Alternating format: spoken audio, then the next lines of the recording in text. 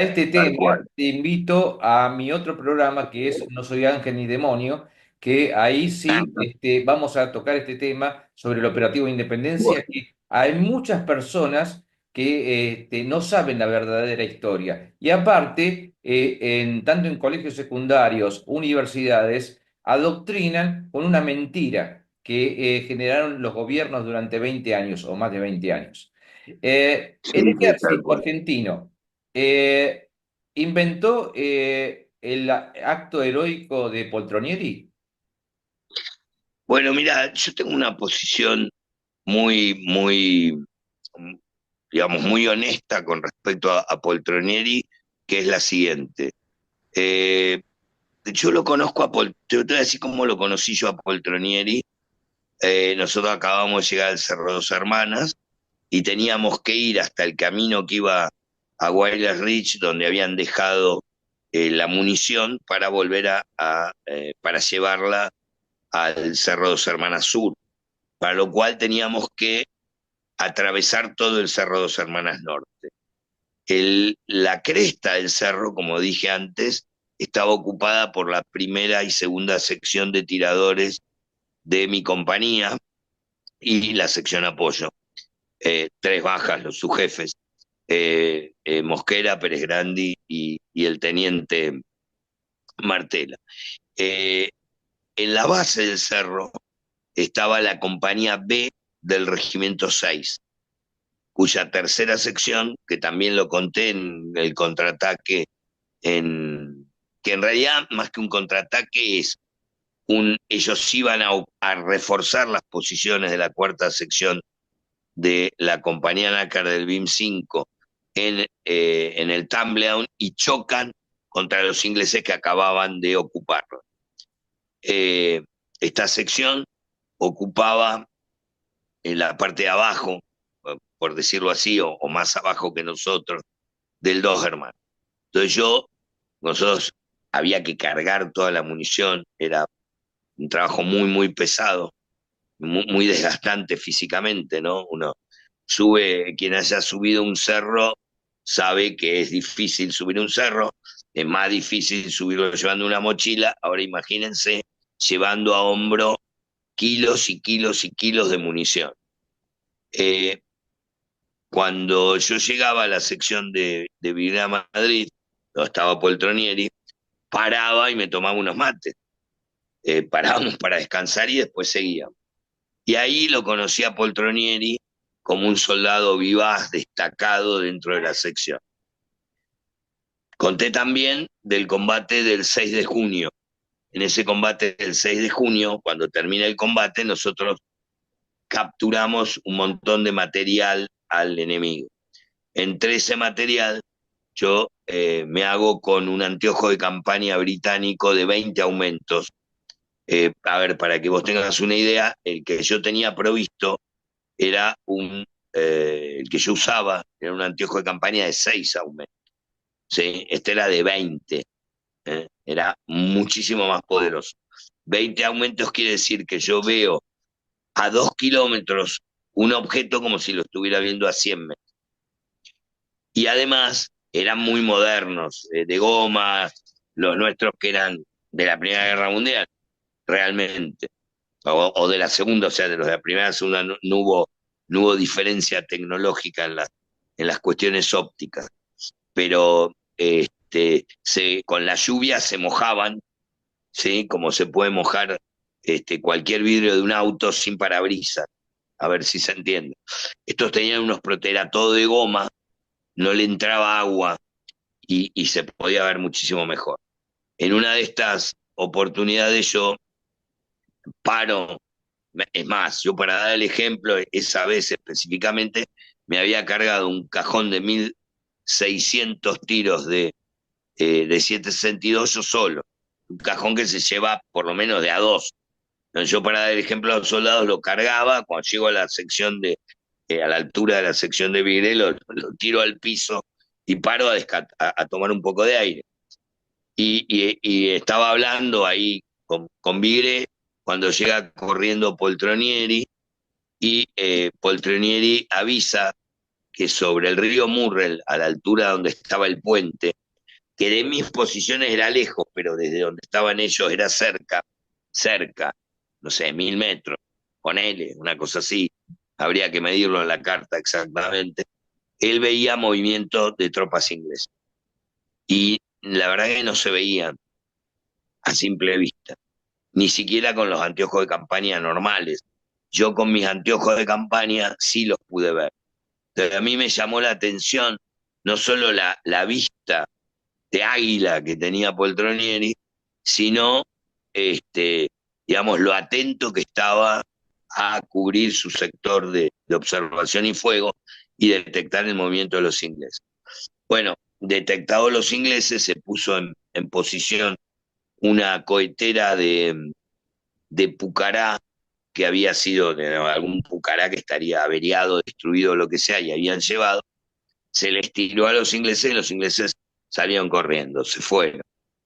Y ahí tomé yo, por primera vez lo conozco a Poltronieri, y a mí me impresionó lo buen soldado y lo dispuesto, lo enérgico, lo vivaz que era. Poltronieri después se destaca cuando esta sección se repliega de Dos Hermanas, pero digamos, hay que aclarar esto, el combate contra el 45 Comando de Royal Marine en el Dos Hermanas, tanto sur como norte, lo da la compañía C del Regimiento 4. Ellos no atacan directamente a la compañía B que estaba casi en la base. La compañía B combate retardantemente y logra replegarse. Y Poltronieri se va a destacar en esta especie de contraataque o este avance para tomar contacto que choca contra los ingleses en el Cerro Tumbler. Y de hecho, eh, Poltronieri, siendo tan buen soldado, recibe la condecoración, la cruz al heroico valor en combate. Que yo, y cuando uno lee, yo no lo tengo ahora, no sabía que me iba a preguntar esto, pero si no lo hubiera preparado, te leería por qué lo condecoran a él, que es las acciones destacadas. Terminada la guerra, muchos años después, ya 6 años después, para ser exacto, en el año 88, yo siendo teniente, fue jefe de compañía más moderno, soy jefe de la compañía B del Regimiento de Infantería 6 en 1988. Y me encuentro con Poltronieri, que estaba, eh, que trabajaba, me acuerdo si era en la Serenísima, no en dónde, en Flandria, trabajaba cerca de Mercedes, donde estaba el regimiento, Mercedes, Buenos Aires. Y, y yo lo recordaba con mucho cariño, y lo invito a que cuando le entregábamos, cuando juraban los soldados la bandera y le hacíamos una ceremonia y, y le entregábamos que el fusil, bueno, una serie de cosas que hacíamos en el servicio militar, que fuera él que lo hiciera, habiendo sido soldado combatiente de esa compañía. Y yo ahí vuelvo a entablar relación con él. Y bueno, y después lo veo a lo largo de todos los años. Y Poltronieri realmente este, fue muy afectado psicológicamente por la guerra. Desde que yo lo conocí en Malvinas, lo volví a seguir pocos años después a, a cómo él está hoy. Eh, ¿Qué quiero decir con esto? Poltronieri es un gran soldado, no hay ninguna injusticia con Poltronieri, pero la gente que lo ha entrevistado a Poltronieri le ha hecho decir cualquier cosa. ¿Sí? Poltronieri escucha una historia y es como que la hace propia, la quiere contar y la cuenta, y entonces parece que estuviera contando que él hizo cosas que él no hizo. Y me parece que han sido muy despiadados con Poltronieri, que fue un excelente soldado, eh, analfabeto, pero tremendo soldado. Lo han hecho decir cualquier cosa. Es tan bueno Poltronieri que puede venir Cristina Kirchner y él va a ir con Cristina Kirchner, puede venir, no sé, Cameron, no sé, el primer ministro inglés y va a ir al lado del ministro inglés. porque es, digamos, es toda inocencia, Poltronieri, y entonces, entre las pavadas que lo han embarrado para decir, se desató toda una, no sé cómo decir, una reacción frente a un montón de cosas que han sido totalmente sobrevaloradas. Él solo con una ametralladora detuvo a un batallón de 600, lo cual es una fantasía y nadie se lo puede creer. Pero bueno, hay gente que yo creo que inescrupulosamente le ha hecho decir cualquier cosa y él termina siendo el blanco de un montón de gente indignada que no alcanza a comprender el, digamos, la situación psíquica por la que él ha pasado. No sé si con esto te respondo, yo lo veo a Poltronieri y le doy un abrazo, pero de la misma forma, y lo aprecio muchísimo, creo que merece la condecoración que tiene, pero por el otro lado, sí puedo decir que de las cosas que dicen que hizo Poltronieri, no, bueno, hay algunas que están absoluta y totalmente exageradas y sacadas de contexto. No, es así, Marcelo.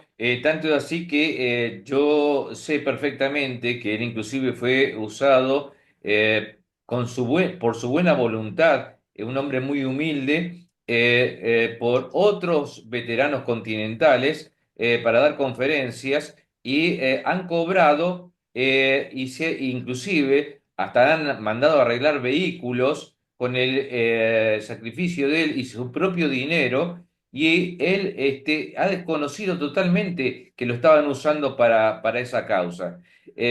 Por eso te doy totalmente la razón sobre Sí, Poltronieri. Daniel, se han aprovechado de... Exactamente, exactamente. Entre veteranos hay muchas rivalidades continentales dentro de las islas. Ahora hay malestar de veteranos, ahora no, hace un par, creo que dentro del transcurso de este año, sí, malestar entre algunos veteranos por la designación de Nicolás Casanseu como director de la Gesta de Malvinas, en el cual yo quiero asegurar que él nunca fue corresponsal de guerra. El único corresponsal de guerra que hubo en Malvinas se llama Eduardo Rotondo. El grado de corresponsal de guerra que le dio el ejército a él, se lo dio, pero él no hizo ningún tipo de curso de corresponsal de guerra, sino fue, no sé, por un tema de amistad. Inclusive hoy figura como veterano de guerra, como persona civil del ejército. Es decir, hay muchos tipos de rivalidades inclusive por el accionar del cañón que dispara Nicolás Casanseu en pleno conflicto. Está bien, mira, yo tuve, yo en la guerra estaba en la guerra, no tenía ni idea ni siquiera en ese momento quién era Nicolás Casanseu, más allá de que lo veía en la televisión en el noticiero. Ahora, no se puede, digamos, ahora yo me saco el sombrero, la acción malvinizadora que ha hecho Nicolás Casanseu. Nicolás Casanseu realmente ha sido un hombre sobre el cual descansa gran medida esta vuelta a la malvinización. No se le puede negar eso. Yo este, eh, eh, trato de ver lo bueno en todo el mundo. Creo que estas cosas, como vos contás, de problemas entre veteranos. Inclusive hay problemas estúpidos. Si mi regimiento tiene más bajas que el tuyo, que mi regimiento combatió más, combatió menos. Algunos dicen, no, la mejor unidad fue esta, el otro dice, el peor combate fue este. Eh, Inclusive yo lo he tenido con soldados míos, muy amigos, que me decían, no, pero nosotros fuimos la sección que más cantidad de combates participó. Yo me niego, sinceramente, a, ¿cómo te puedo decir?, a abonar este tipo de cosas. Eh, no conducen a ningún lado. Hay muchas unidades que se comportaron dignamente, y no sé cómo decirte, no aporta nada si este hizo más o este hizo menos. Yo te vuelvo a decir, me saco el sombrero y le agradezco a Nicolás Casanseu cómo se puso en el peor momento de la desmalvinización la causa al hombro y la hizo trascender. Eh, eh, Como también siempre reconozco públicamente, por ejemplo, al desaparecido periodista Manfred Schoenfeld, que también en el peor momento de la desmalvinización fue un pilar, ¿no? De todo esto. Yo creo que eh, lo mismo, vos sacaste el tema de los continentales. Los continentales merecen el reconocimiento por haber estado cubriendo nuestras espaldas, sobre todo frente a la amenaza de Chile en aquel momento, que era una amenaza concreta, como también lo merecen quienes estuvieron movilizados en el 78 frente a Chile, y como también merecen, quizá más, los que, como vos bien dijiste antes, combatieron en Tucumán a la guerrilla marxista. Eh, pero lamentablemente todo esto después se desdibuja cuando hay ambiciones de tipo económico y qué sé yo. Y entonces ahí es donde yo no me empiezo a sentir, ¿cómo te puedo decir?, seguro. Entonces yo preferiría que, que lo que hubieras fuera unión atrás de esta causa nacional que es la de Malvinas y no estas cosas tristes, como por ejemplo volviendo a la de Poltronieri, ¿no? Este, y entonces tenés gente que lo ensalza como si fuera, no sé, Leónidas en las Termópilas, o sea, una figura mítica totalmente irreal, y quienes lo denostan como si fuera un mentiroso. Y en realidad no es ni una cosa ni la otra. Fue un soldado con las bolas, discúlpenme que hable así, re bien puestas, un soldadazo, este, y que lamentablemente fue fruto de, no sé cómo decirte, de todas estas pasiones que también despierta la guerra, que bueno, no dejan, uno no deja también de entenderlas.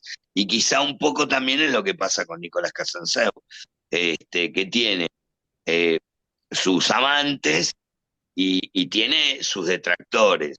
Y bueno, nada, este, corresponsal o no corresponsal, y no es porque quiera este, eh, discutir con vos ni llevarte la corriente, ni muchísimo menos, pero fue el gran divulgador de Malvinas, y eso no se lo puede quitar nadie.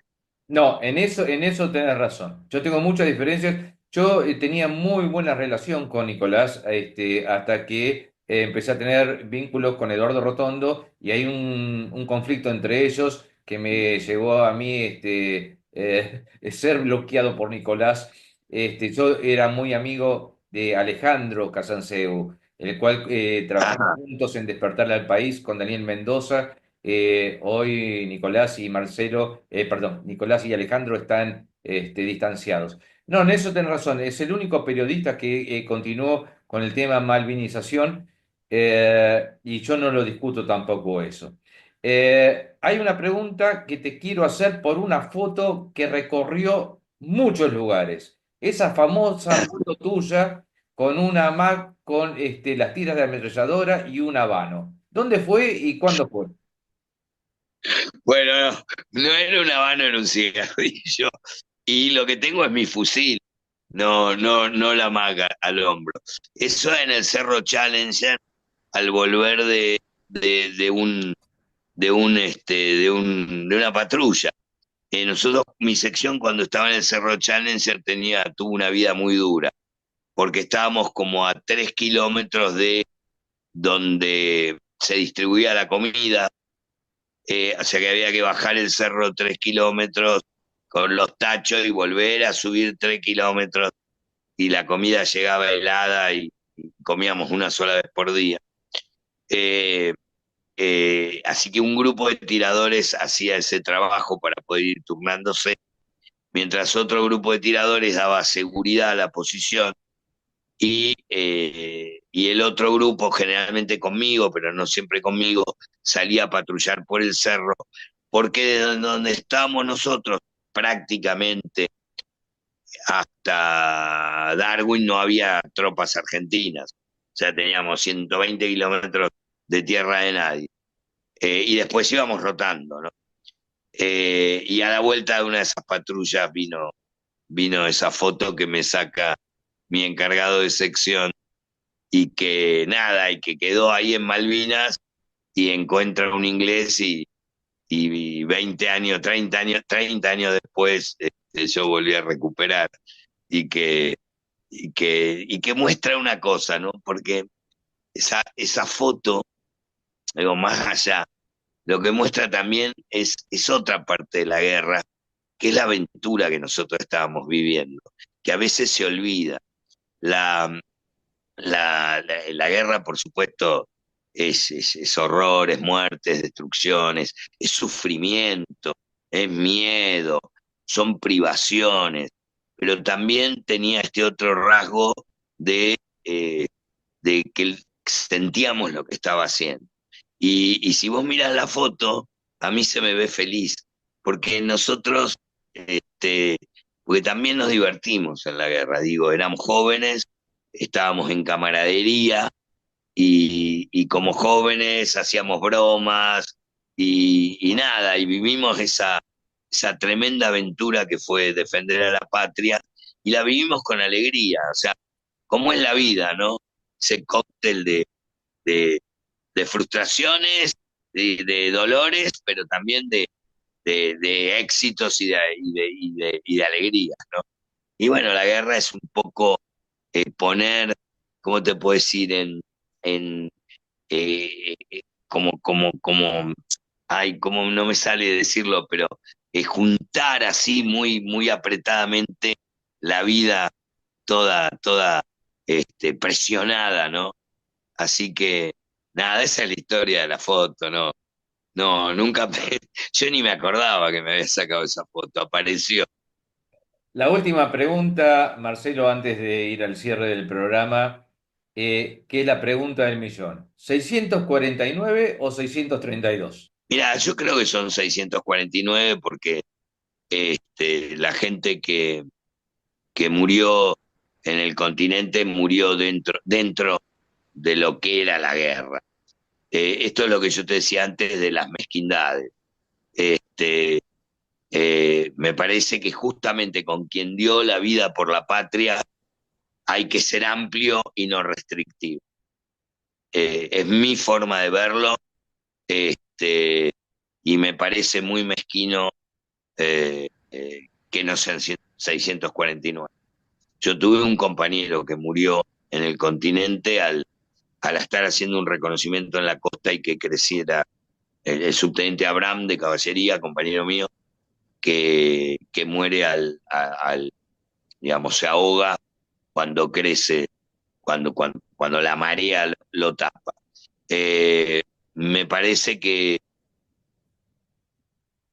es mezquino a esa gente que sacarle no sé, el honor de haber dado la vida por la patria, porque realmente la dieron por la patria. Entonces, ponerse muy exquisito en eso, mira, es un poco lo mismo que pasó con las condecoraciones. Yo en su momento este, había propuesto a varios soldados míos, de los cuales terminaron solamente condecorando a uno. Eh, y yo hubiera preferido que el criterio hubiera sido más de reconocimiento, hubiera sido más amplio. Pero también pienso que pasado ya 42 años, eh, hacer este tipo de revisionismo con estas cuestiones como si si murió o no murió, justamente con un muerto, no, a mí no me, digamos, puede ser que objetivamente, intelectualmente, yo esté errado, pero me parece que lo espiritual no suma. Marcelo, estamos llegando al cierre del programa, pero no quiero cerrar el programa sin dedicárselo a tu padre. Gracias, Ese hombre que me enseñó, nos llevamos entre vos y yo un año de diferencia, y me tomó también nada como más. su hijo y me hablaba siempre de vos, y sufrió mucho cuando vos estuviste en la guerra.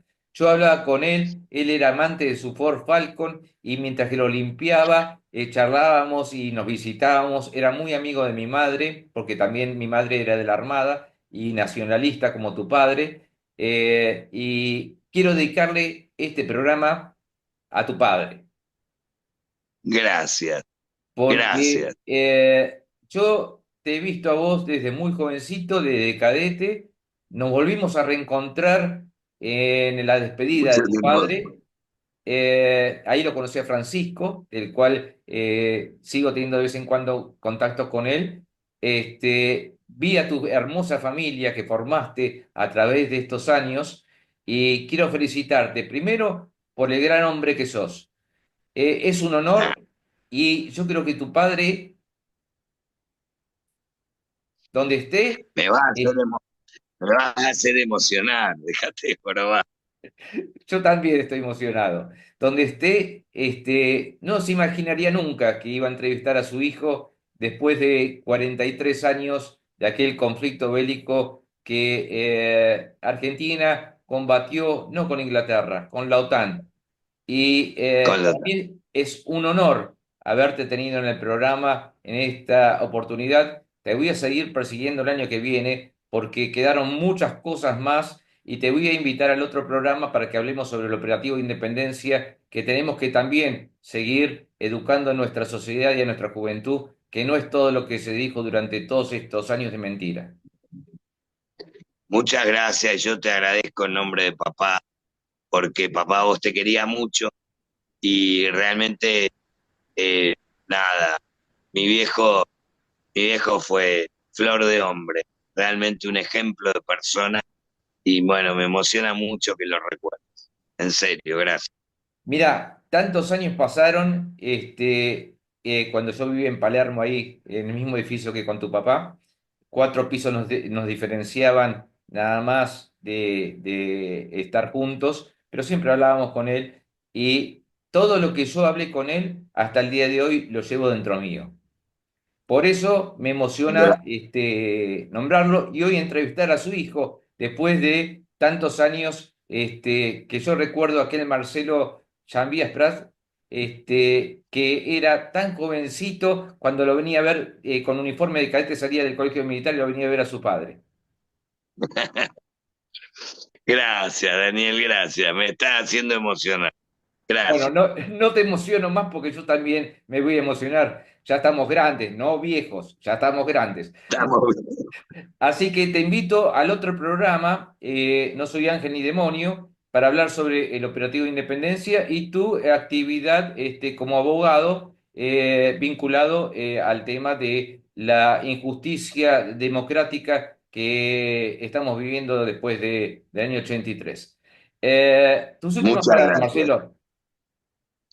Bueno, nada, agradecerte, agradezco esto que hiciste de dedicarle el programa a papá, es demasiado, porque, bueno, supongo que cada uno tendrá estos sentimientos con el padre, pero bueno, para mí, la verdad que fue mi papá, pero también fue mi gran, gran, gran amigo. Papá murió en el 2016, me parece que hubiera muerto ayer, y todos los días tengo algo todavía para contarle. Un hombre increíble, magnífico, un ejemplo de caballero, de patriota, de honradez, de cosas increíbles, ¿no? Yo, papá, un día, para que vos veas, no sé si queda tiempo, pero Sí. papá un día, unos años antes de morirse, iba caminando por la calle y encontró una boleta de luz. Y dijo, esto se le debe haber caído a alguien y le van a cortar la luz. Entonces se fue al banco, hizo la cola y pagó la boleta de luz, que no era barata, ¿eh? No era barata. Ese era mi viejo. No, desde ya, es un ejemplo de hombre, de nacionalista, un hombre que realmente era un ejemplo para todos los argentinos. Lástima que no tuvo la oportunidad de sembrar sus semillas de nacionalismo, patriotismo como él, yo no conocí, y no porque sea tu padre, yo no conocí otro hombre. Y creo que tu padre y No, mi madre eran los únicos nacionalistas que yo conocí con la bandera argentina en el pecho. qué bueno, qué bueno. Bueno, gracias, Daniel. Gracias por la oportunidad y gracias por este momento tan agradable. Gracias a vos, Marcelo. Nos estamos encontrando en cualquier otro momento. Y hasta aquí llegamos con esta nota que para mí era muy importante hace mucho tiempo. Hace mucho tiempo que quería entrevistarlo, pero bueno, la actividad de Marcelo jurídica impedía que tuviéramos esto. Pero cerramos el año con la mejor nota para mí que he realizado a través de mi carrera, que no son pocos años, periodística me refiero, eh, porque no solamente es una nota periodística, sino una nota que a mí me llega al corazón por su familia, por su padre, por su familia, por sus hijos, por su señora, y te deseo un excelente 2025 con mucha salud, porque sin salud no tenemos nada. Muchas gracias. Seguro. Entonces, Un abrazo enorme. Viva la patria. viva la patria y de esta forma nos despedimos hasta el próximo programa que será el año que viene en nuestra cuarta temporada. Gracias, mucha salud para todos ustedes. Les deseo un muy buen año 2025 que espero que será mejor que los que tuvimos. Gracias y hasta nuestro nuevo encuentro.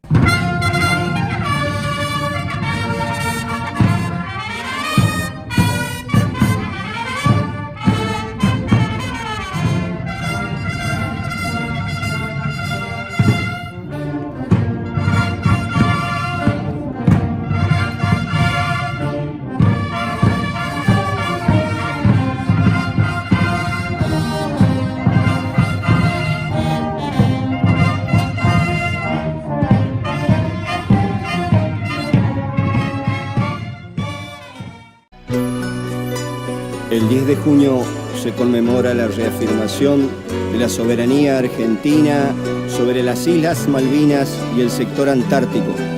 Los 649.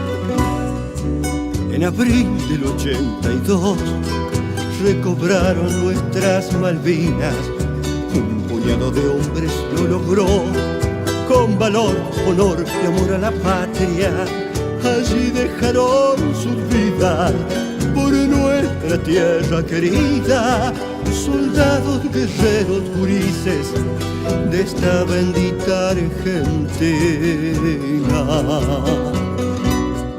Con fusil antiaéreo y avión defendieron aquel trozo de nación. 649 cumplieron su juramento al fuerte grito de Dipón, y con sus pechos bien henchidos de puro coraje criollo de esos bravos argentinos.